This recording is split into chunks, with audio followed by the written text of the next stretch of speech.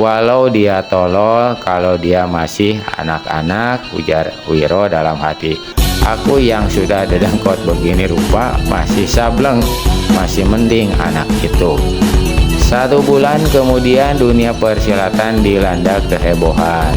Tokoh-tokoh silat terkenal dari 8 penjuru angin dan partai-partai persilatan berusaha keras untuk mendapatkan sebuah lukisan telanjang yang mengandung rahasia besar. Nah, assalamualaikum warahmatullahi wabarakatuh. Selamat berjumpa kembali ya di channel yang kita cintai ini. Saya akan melanjutkan cerita silat Wiro Sableng, Pendekar Kapak Maut Naga Geni 212, episode yang ke-9.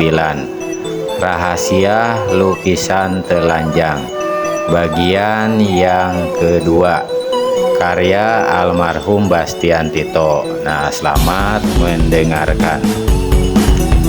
Ternyata yang datang bukan lain daripada iblis gemuk yang tadi telah bertempur dengan si orang tua berbadan kurus.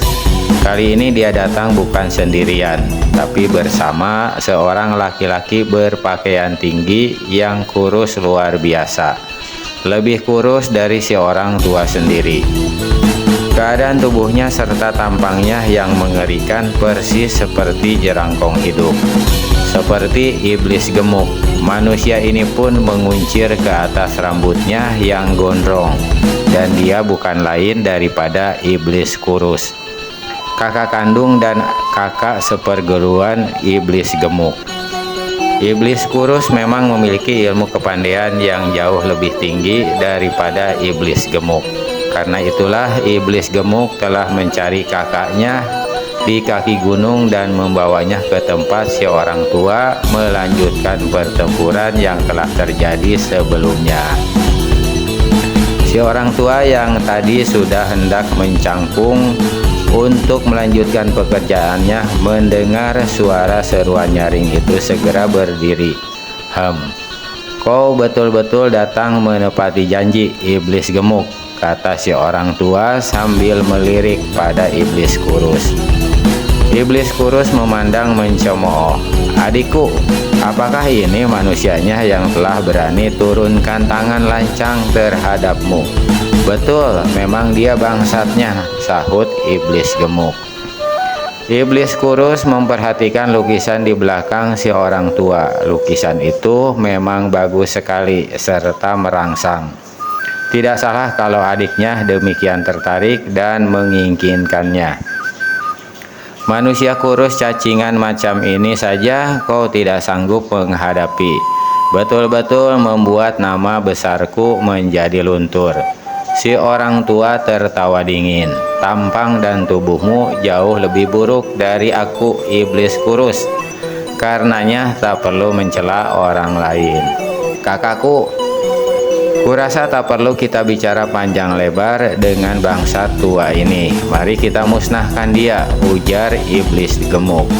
Si orang tua tertawa mengekeh. Nyalimu melambung besar kembali, iblis gemuk. Tentu kau mengandalkan kakakmu ini, bukan? Orang tua keparat, ajal sudah di depan mata masih bisa bicara sombong.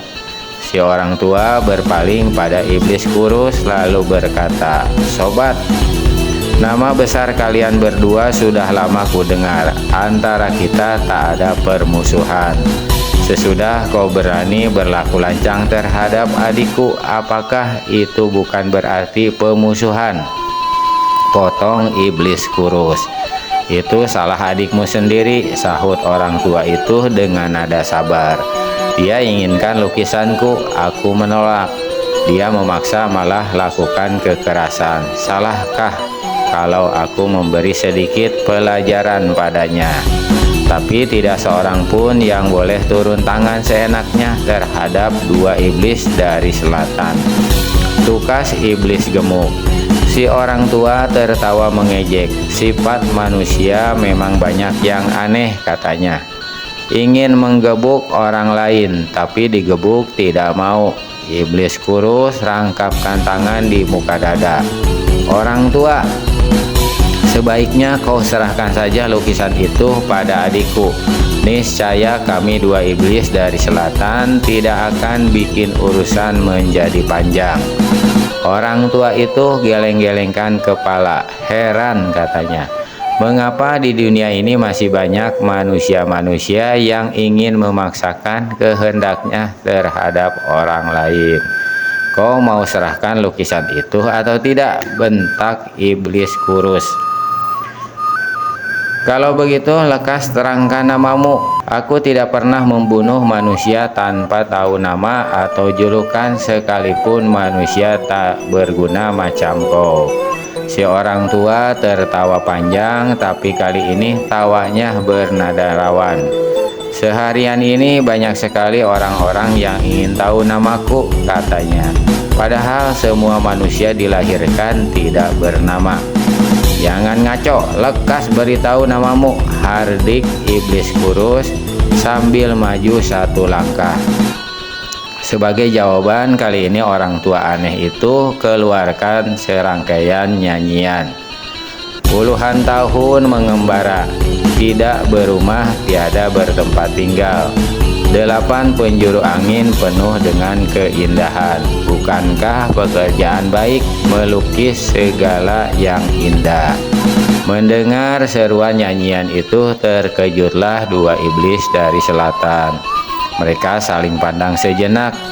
Jadi rupanya kaulah si pelukis aneh yang selama ini malang melintang dalam dunia persilatan, ujar iblis kurus.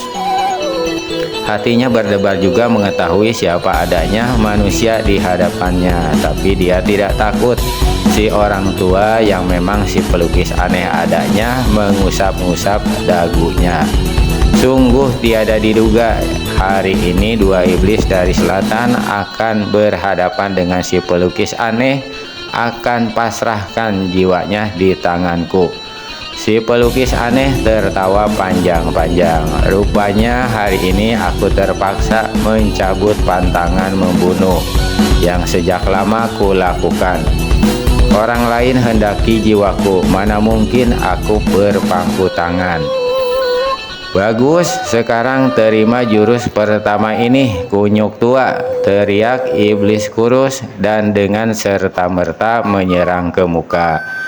Dibandingkan dengan iblis gemuk yang kepandaiannya sudah tinggi, maka iblis kurus jauh lebih tinggi lagi ilmu silatnya. Tahu menghadapi lawan yang tangguh, maka iblis kurus keluarkan jurus-jurus terhebat dari ilmu silatnya, sehingga dalam waktu yang singkat serangannya laksana hujan bertubi-tubi melanda tubuh si pelukis aneh.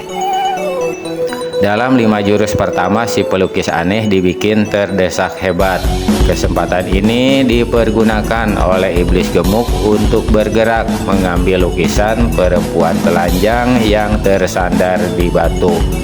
Meski dalam keadaan terdesak, si pelukis aneh masih sempat melihat gerakan lawannya yang satu itu. Maka dengan melengking tinggi, orang tua ini melompat sejauh 2 tombak, lalu menukik laksana kilat dan lancarkan satu tendangan ke arah iblis gemuk.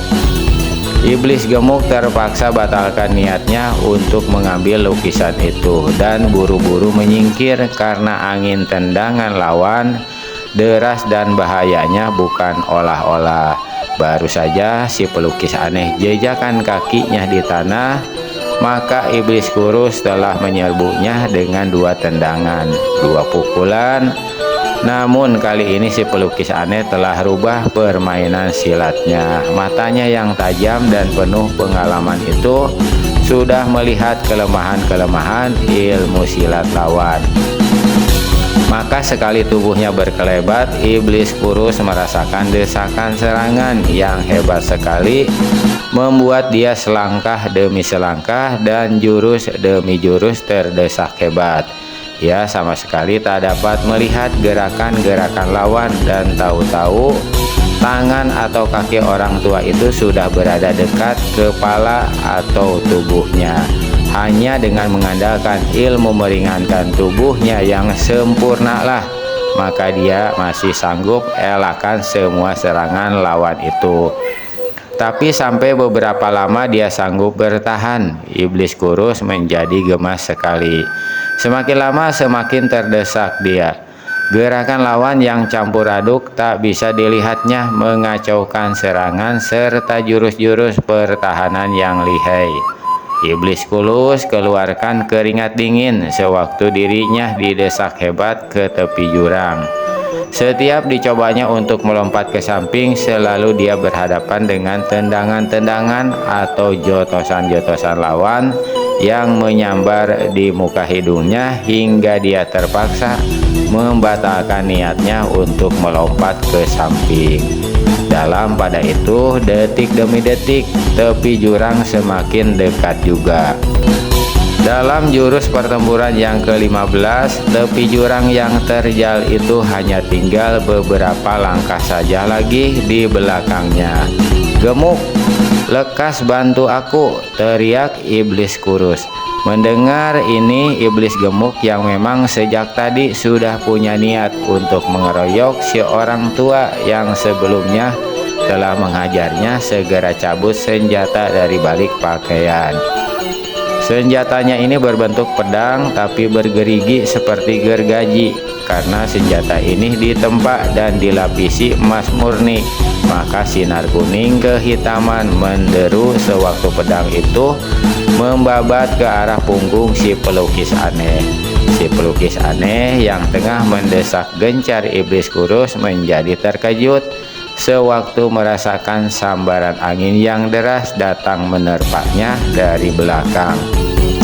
Didahului dengan satu lambaian tangan kanan yang mendatangkan angin keras, maka si pelukis aneh dengan cepat memutar badan menghadapi serangan pedang berbentuk gergaji di tangan iblis gemuk. Kesempatan ini dipergunakan oleh iblis kurus untuk melompat ke samping, menjauhi tepi jurang batu, lalu dengan cepat mencabut pula senjatanya yang bentuknya sama dengan yang di tangan iblis gemuk. Melihat pengeroyokan curang ini, Wiro Sableng menjadi penasaran. Segera dia hendak melompat dari atas puncak batu untuk membantu si orang tua. Tapi tindakannya tak jadi dilakukan karena pada saat itu dilihat si kakek telah berkelebat dan kini di tangannya memegang pelepah pisang yang berdaun lebar, di mana sebelumnya dia meletakkan cairan-cairan aneka warna yang dipergunakan untuk melukis. Dengan mempergunakan benda ini sebagai senjata, maka si orang tua menghadapi kedua lawannya dengan hebat luar biasa. Karena daun pisang itu lebar sekali, ditambah dengan saluran tenaga dalam yang tinggi, maka setiap benda itu berkilat, menderulah angin deras luar biasa yang menerpa setiap serangan pedang iblis gemuk dan iblis kurus. Dua sinar kuning senjata pengeroyok bergulung-gulung ganas. Agaknya dua iblis dari selatan itu mulai mengeluarkan jurus-jurus terlihai dari ilmu pedang mereka.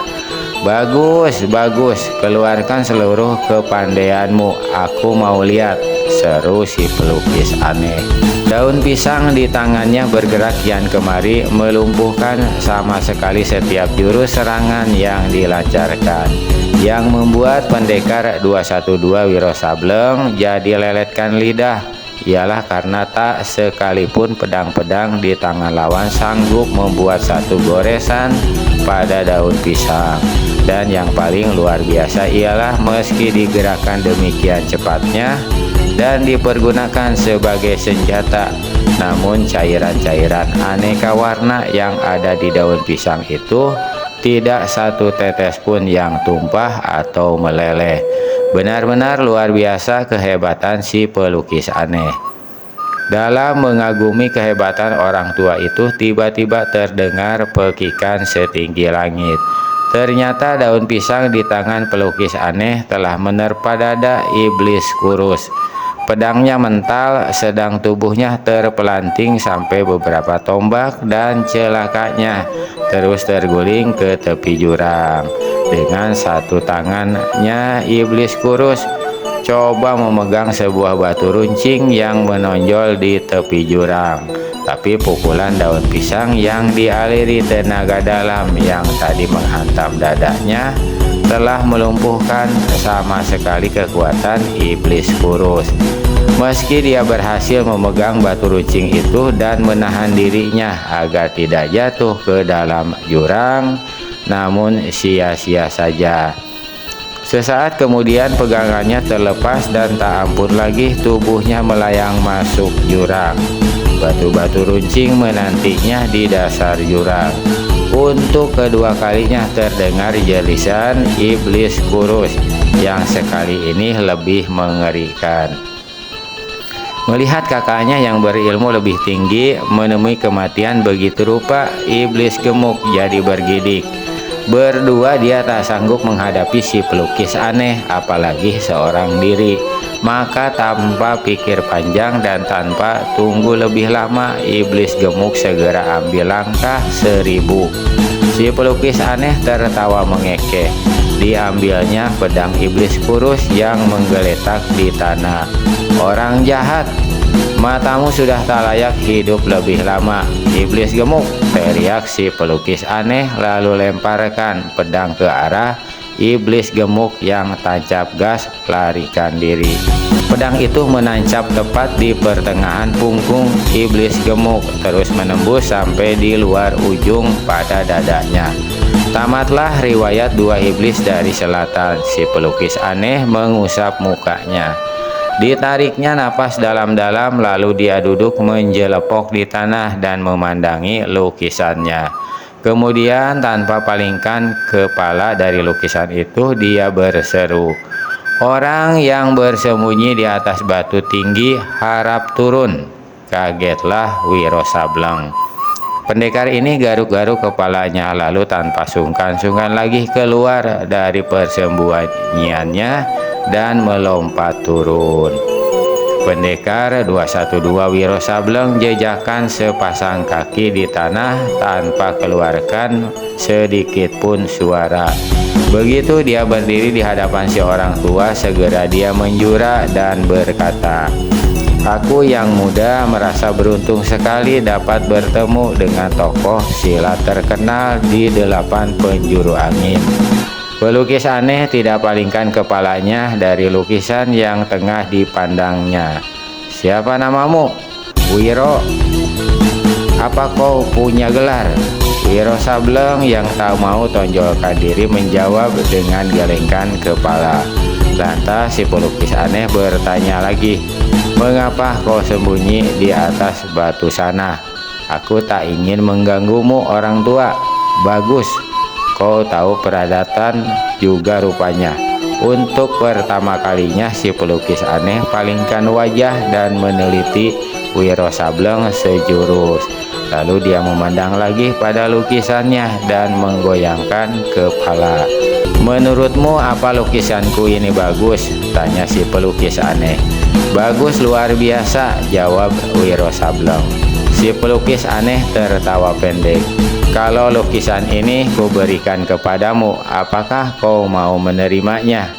Wiro berpikir sejenak. Adipati Pamekasan telah menawar lukisan itu sampai 200 ringgit. Si orang tua tidak menjualnya. Iblis gemuk dan iblis kurus menemui kematian karena inginkan lukisan itu. Nenek rambut putih dibikin kelabakan sewaktu memaksakan kehendaknya atas lukisan itu. Maka adalah mustahil kalau kini si pelukis aneh hendak berikan lukisan perempuan telanjang itu kepadanya. Wiro menjawab, "Ah, hatimu terlalu baik, orang tua. Aku yang rendah ini mana berani menerima buah ciptaanmu yang bagus luar biasa ini." Si pelukis aneh tertawa dan usap-usap dagunya. "Manusia kerap kali tertipu oleh pandangan matanya," berkata si pelukis aneh. "Apa yang kelihatan bagus itu belum tentu betul-betul bagus, bukankah begitu?" Wiro anggukan kepala. "Kau mengangguk, tapi apa kau bisa beri satu contoh daripada sesuatu yang kelihatan bagus namun nyatanya buruk?" Pertanyaan seorang tua yang tiada terduga membuat Wiro Sableng jadi garuk-garuk kepalanya. Di kejauhan dilihatnya sebuah gunung hijau membiru. Dia kemudian menunjuk ke arah gunung itu. Kau lihat gunung yang jauh itu, orang tua? Ya, aku lihat.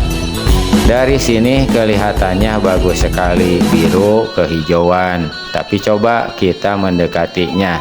Gunung yang bagus itu tak lebih daripada pohon-pohon besar liar, semak-semak belukar, tanah, batu-batu, dan lain sebagainya. Pelukis aneh tertawa. Kau betul, otakmu cerdik. Tentu kau murid seorang yang bijaksana. Siapa gurumu, orang muda? Wiro Sableng tak menjawab. Dia tak bisa menjawab. Dia tahu betul kalau gurunya Eyang Sinto Gedeng akan marah sekali bila namanya digembor-gembor di luaran. Maka akhirnya pemuda ini menjawab dengan senyum-senyum. Pengalaman adalah guru yang paling baik dan bijaksana bagi setiap manusia. Si pelukis aneh kernyitkan kening dan menatap paras si pemuda lekat-lekat. Sesaat kemudian mengumandanglah suara tertawa orang tua itu di seantero lamping gunung dan jurang batu. Tong kosong selalu berbunyi nyaring. Tong penuh tak akan mengeluarkan suara nyaring. Orang berilmu tinggi akan bersikap rendah bijaksana. Orang berilmu sedikit sering jual tampang, jual pamer, dan bermulut besar. Kuharap saja bocah ini kelak akan mempunyai sifat macammu, Wiro. Telah 2 kali dengan ini si orang tua menyebut bocah, maka bertanyalah Wiro. Pelukis aneh, siapakah yang kau maksudkan dengan bocah itu? Calon muridku, jawab si pelukis aneh. Kemudian ditelitinya lukisan di hadapannya. Wiro memperhatikan pula dengan seksama. Lukisan perempuan telanjang itu betul-betul bagus, luar biasa. Betul-betul seperti melihat manusia hidup di depan mata. Memandang lama-lama, Wiro Sableng menjadi jengah juga. Tadi kulihat Adipati Pamekasan hendak membeli lukisan ini sampai 200 ringgit. Kenapa kau tidak menjualnya? Tanya Wiro. Si pelukis aneh tertawa. Bacalah tulisan di sudut kanan bawah, katanya. Wiro Sableng baru ingat pada tulisan itu. Tadi waktu memandang lukisan, matanya hanya terpukau pada tubuh telanjang si perempuan cantik saja. Kini diperhatikannya bagian yang dikatakan si orang tua. Pada sudut bawah sebelah kanan lukisan terdapat tulisan berbunyi, lukisan ini kuwariskan kepada calon muridku Wira Prakarsa. Wiro manggut-manggut. Calon muridmu itu di manakah sekarang? Tentu saja di rumahnya, sahut si pelukis aneh. Umurnya baru 10 tahun. Kelak pada umur 12 tahun baru dia kuambil jadi murid. Lalu apa perlu lukisan perempuan telanjang ini hendak kau serahkan padanya? Tanya Wiro tak mengerti. Itu satu hal yang aku tak bisa terangkan, orang muda. Wiro maklum tentu ada apa-apanya. Namun demikian pendekar ini berkata pula, begitu selesai, apakah lukisan ini akan kau berikan pada calon muridmu itu? Pelukis aneh gelengkan kepala. Aku tidak terlalu bodoh, jawabnya. Sekarang saja orang-orang jahat sudah pada memaksa dengan kekerasan untuk inginkan lukisan ini. Kalau diberikan saat ini pada bocah itu pasti bisa berabe. Nanti pada 2 tahun di muka baru diberikan. 2 tahun di muka calon muridmu itu baru berumur 12 tahun. Bagaimana dia tetap masih disebut anak-anak? Apakah memberi lukisan yang begini macam kepadanya bukan merupakan satu hal yang tidak pada tempatnya? Si pelukis aneh tertawa. Aku sudah bilang, segala sesuatu yang bagus itu seringkali menipu kita, dan di dalam 1001 keanehan dunia, kita manusia ini tahu apa. Wiro Sableng Maklum kalau si orang tua adalah seseorang yang pandai dan bijaksana. Di samping itu mempunyai sifat aneh sehingga tak salah kalau dunia persilatan memberi gelar si pelukis aneh kepadanya. Wiro, berkata pelukis aneh, kalau aku tak salah raba, agaknya kau tengah dalam satu perjalanan atau pengembaraan. Tengah menuju kemanakah kau sebetulnya? Wiro Sableng merasa bimbang untuk mengatakannya terus terang bahwa sesungguhnya saat itu dia tengah menuju Gua Belerang untuk menemui Kiai Bangkalan. Maka pendekar ini menjawab, manusia macamku ini berjalan hanya sebebawa kaki saja orang tua. Setelah bicara beberapa lamanya, akhirnya Wiro Sableng minta diri dan meneruskan perjalanan. Sampai di kaki gunung, matahari bersinar semakin terik. Tanpa pedulikan keterikan yang membakar jagat itu, pendekar 212 Wiro Sableng teruskan perjalanannya dengan menggunakan ilmu lari cepatnya dan sambil bersiul-siul. Ketika dia berada di sebuah kaki bukit, mendadak di puncak bukit dilihatnya dua titik kuning laksana bintang malam bergerak cepat ke arah selatan. Wiro hentikan larinya guna dapat meneliti lebih jelas. Dua buah titik itu sangat jauh, tapi Wiro yakin itu adalah dua orang manusia yang tengah berlari cepat. Wiro memperhatikan terus. Dua titik kuning itu menuruni bukit di sebelah selatan, terus laksana terbang menuju ke daerah berbatu-batu dan terus lagi ke pegunungan di mana sebelumnya Wiro berada. Akhirnya dua titik kuning itu lenyap di batas pemandangan pendekar 212 Wiro Sableng. Sewaktu Wiro ingat akan si pelukis aneh yang ditemuinya di lamping pegunungan itu, mendadak hatinya menjadi berdesir lebih cepat, kalau dikatakan berdebar. Dua titik kuning itu pasti dua orang berkepandaian tinggi yang mempergunakan ilmu lari cepat, dan keduanya mungkin pula orang-orang jahat yang sengaja pergi ke gunung itu untuk melakukan perbuatan yang tidak baik terhadap si pelukis aneh. Wiro merutuki dirinya sendiri karena sampai berpikir begitu jauh. Diputarnya badannya hendak melanjutkan perjalanan, namun langkah yang dibuatnya tertahan-tahan oleh rasa kebimbangan. Akhirnya pendekar 212 membalikan diri lalu pergi cepat ke jurusan selatan. Dua kali sepo minuman teh baru Wiro Sableng sampai ke tinggungan jalan di lamping gunung. Dan betapa terkejutnya pendekar 212 sewaktu dia sampai di tempat itu, larinya dengan serta-merta terhenti. Sepasang kakinya laksana dipakukan ke bumi, matanya menyipit, datanya menggemuruh, kedua tinju terkepal, sedang rahang terkatup rapat-rapat. Terkutuk, desis pendekar 212. Dia berlutut di hadapan tubuh si pelukis aneh yang menggeletak di tikungan jalan. Tubuh orang tua ini mengerikan sekali, mulai dari kepala sampai ke kaki ditancapi oleh puluhan paku berwarna kuning yang terbuat dari besi berlapiskan emas. Benda-benda yang merupakan senjata rahasia hebat ini pastilah mengandung racun yang luar biasa jahatnya, karena saat itu Wiro melihat tubuh si pelukis aneh berada dalam keadaan gembung membiru. Yang mengerikan ialah apa yang tercengkram di tangan kanan si pelukis aneh yang sudah tidak bernyawa itu. Pada jari-jari tangan kanannya tergenggam sebuah potongan lengan yang tertutup kain kuning. Warna lain ini mengingatkan Wiro pada dua titik kuning yang dilihatnya sebelumnya. Melihat kepada bentuknya, pastilah potongan lengan jubah seseorang. Tidak rupanya telah terjadi lagi pertempuran di tempat itu antara si pelukis aneh dan dua orang berpakaian kuning yang dilihat Wiro di kejauhan, yaitu sewaktu di kaki bukit sebelah utara. Meski menemui kematian di tangan dua pengeroyok, namun si pelukis aneh masih sanggup membetot putus lengan kiri salah seorang lawannya hingga tanggal, dan dalam matinya masih mencengkram lengan itu.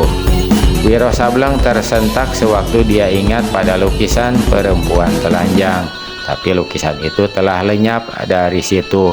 Pasti dua manusia berpakaian kuning pengeroyok si pelukis aneh itulah yang telah mencurinya.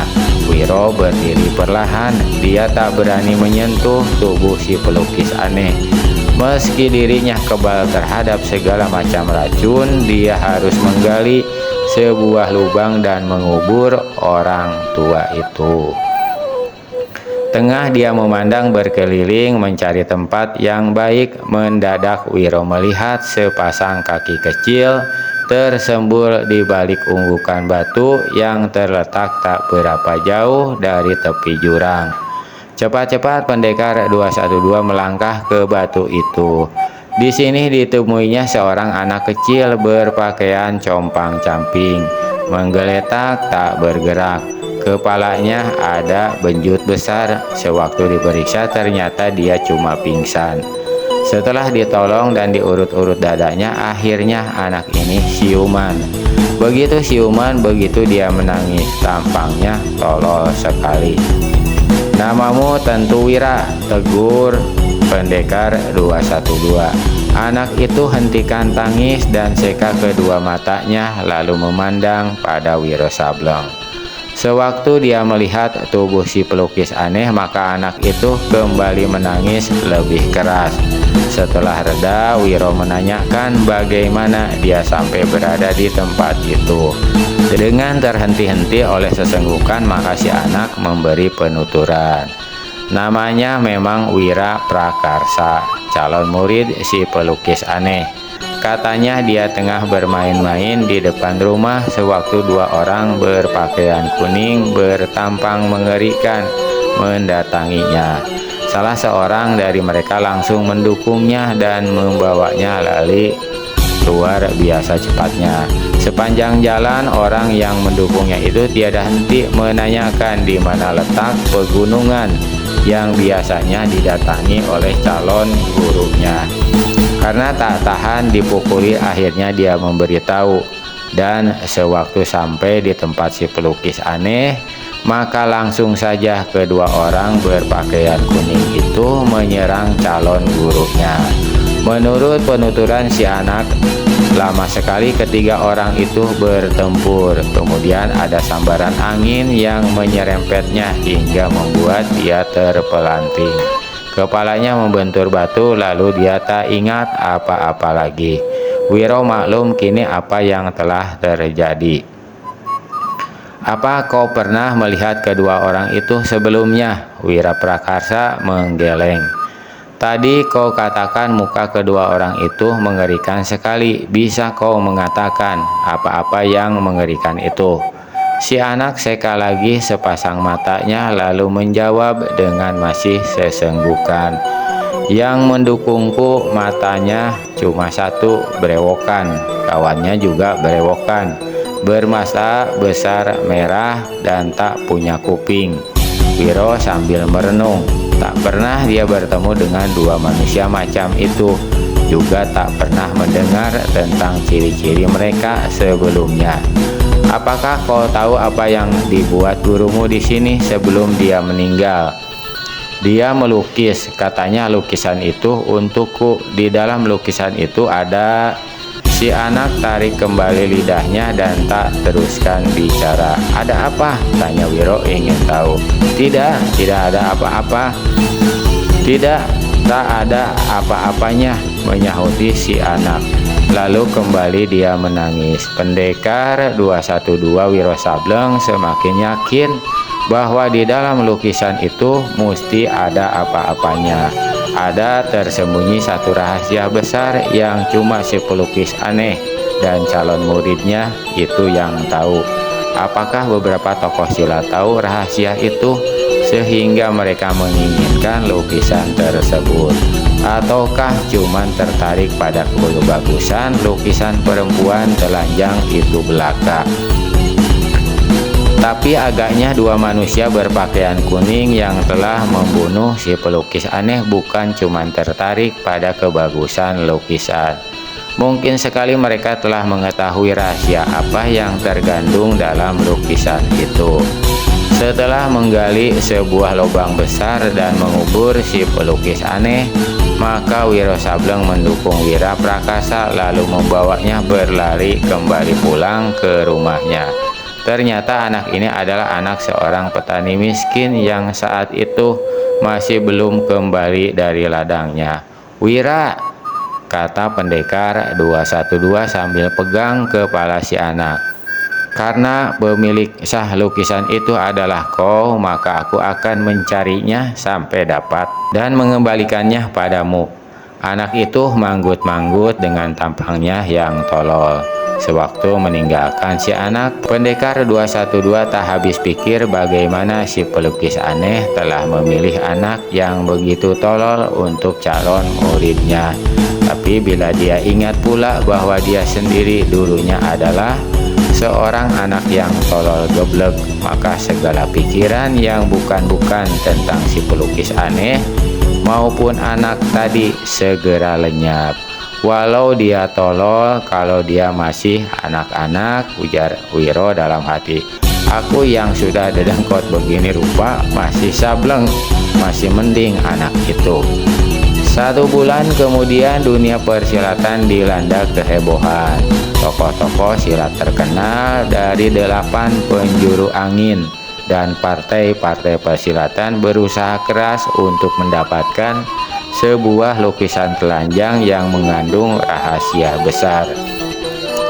Siapa yang berhasil mendapatkan lukisan itu dan memecahkan rahasia besar yang tersembunyi pasti akan sangat beruntung, karena di dalam lukisan itu terkandung semacam ilmu silat dan ilmu kesaktian yang hebat luar biasa dan suka dicari tandingannya di 8 penjuru angin.